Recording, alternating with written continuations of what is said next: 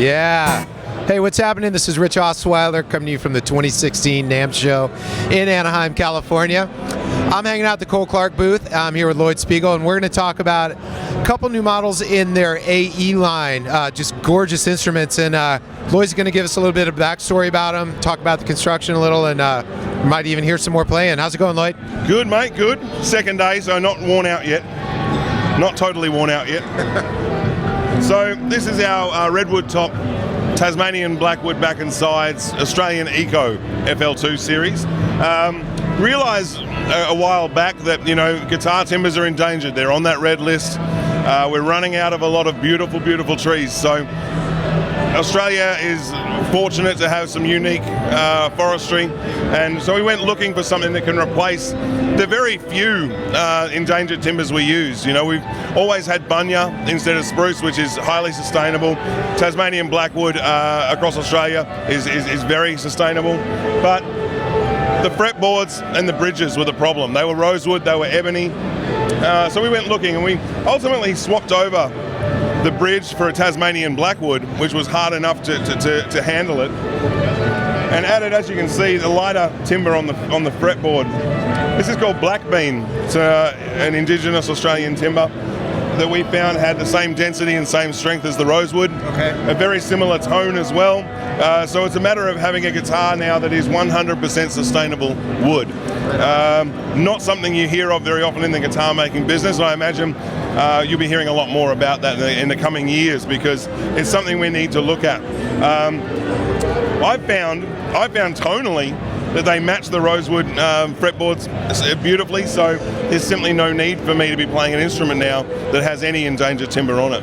Well, tell the folks out there the story you told me earlier about the redwood, which, coming from California, I didn't know there were redwood trees in Australia. Well, this is a sequoia. This is a Californian redwood grown in Australia. Okay. As it turns out, 150 years ago, a gentleman named Baron von Mueller planted a bunch of redwood trees in Victoria, where we live, and at about 150 years they started to tip over, and that's because if they're not planted together and then their root systems are not holding each other in, they tend to start to tilt.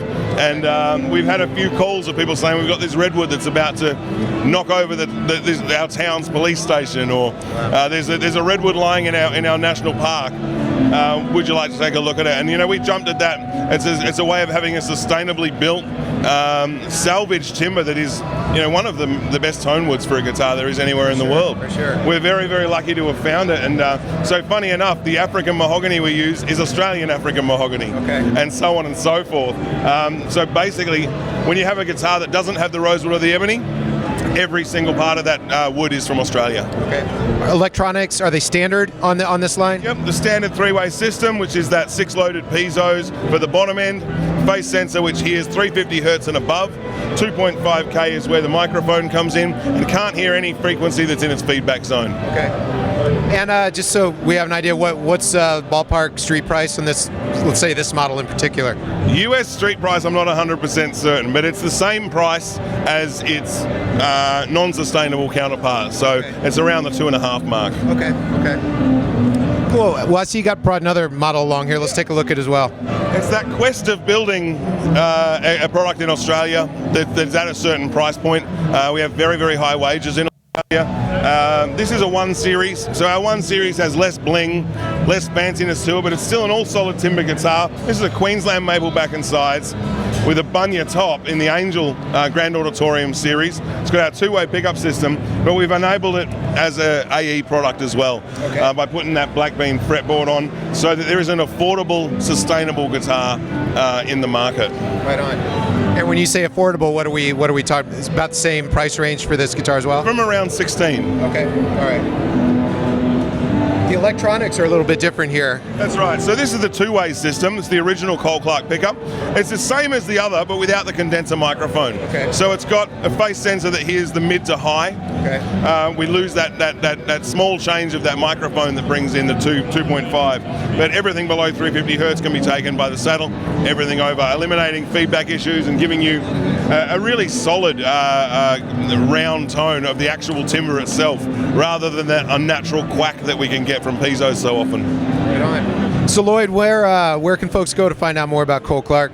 ColeClarkGuitars.com has all the information from right around the world. All of our distribution, all of our products are up there and current.